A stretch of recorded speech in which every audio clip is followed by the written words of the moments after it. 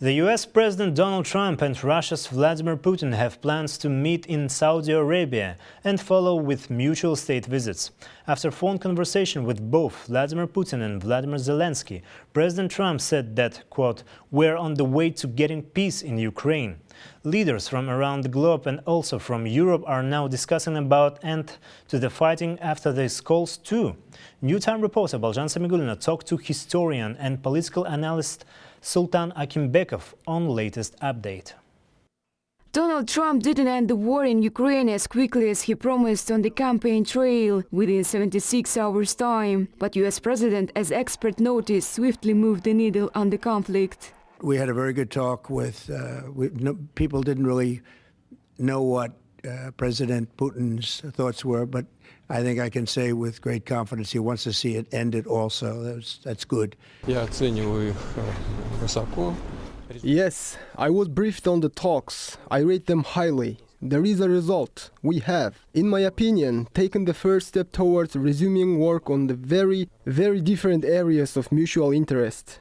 Since the war began on February 24 in 2022, it is estimated that Ukraine has lost nearly 20% of its territory, with Russia gaining over 4,000 square kilometers last year alone. The human toll has been staggering, with the UN reporting 12.5 thousand deaths and 3.7 million displaced. An estimated 45,000 Ukrainian soldiers have been killed and 390,000 wounded. Russia has suffered over 750,000 casualties, including 172,000 soldiers killed. Russia has also lost nearly 10,000 tanks and twice as many infantry fighting vehicles, 370 aircraft, and significant naval sets, including 28 vessels in the Black Sea. Analysts said both sides were already worn down by the time Donald Trump returned to the White House. Now, as they inch closer to negotiations, experts warn that one side will ultimately have to make major compromises to make forward, said Kazakh historian and political analyst Sultan Akimbekov.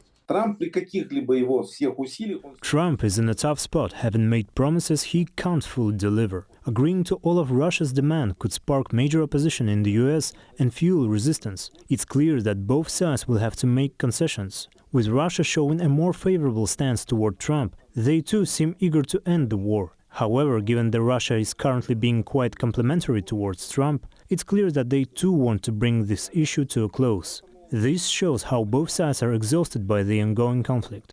Upcoming negotiations will exclude European and Ukrainian parties, which experts say signals the biggest divide in transatlantic relations since World War II. The UK has offered to send troops to Ukraine to help guarantee peace, with NATO remaining a major point of contention. The US commitment to the NATO alliance and a cornerstone of European security for 8 decades appears to be weakening too, experts state. The US is pressing European nations to contribute more to both their own militaries and the alliance. During a visit to Washington, D.C., French President Macron emphasized that the UN peacekeeping force in Ukraine is nearly essential. The Europeans are cautious about how the US will approach peace talks. One consensus is that both Europe and Ukraine must have a central role in negotiations, not sidelined by Washington. Europe seeks US security guarantees, particularly if European troops monitor peace. Despite economic pressures, Europe confirms that it must increase defense spending and NATO contributions. NATO Secretary General Mark Rutte confirmed numbers are working toward 2% of GDP for defense. However, Trump demands 5%, a request rejected by Germany and other European nations. Experts say this will force Europe to reassess its defense priorities.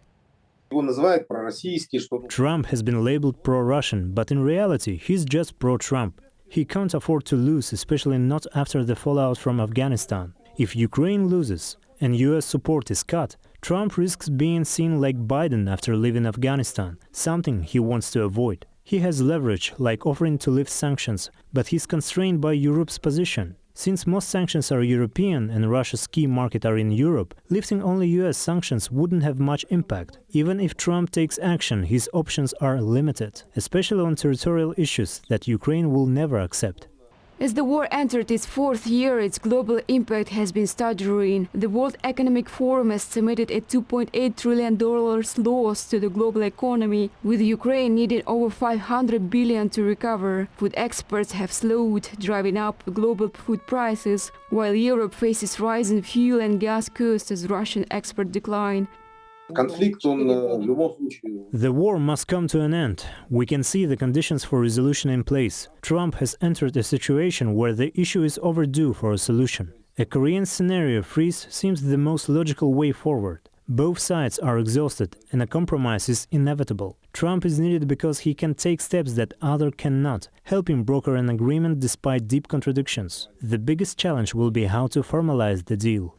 There are distant differences between the participating parties, but as experts notice, that's what negotiations are made for. This is the third anniversary of the Russia-Ukraine war, and everyone is hoping it's the last. Baljan Samigulina, New Time.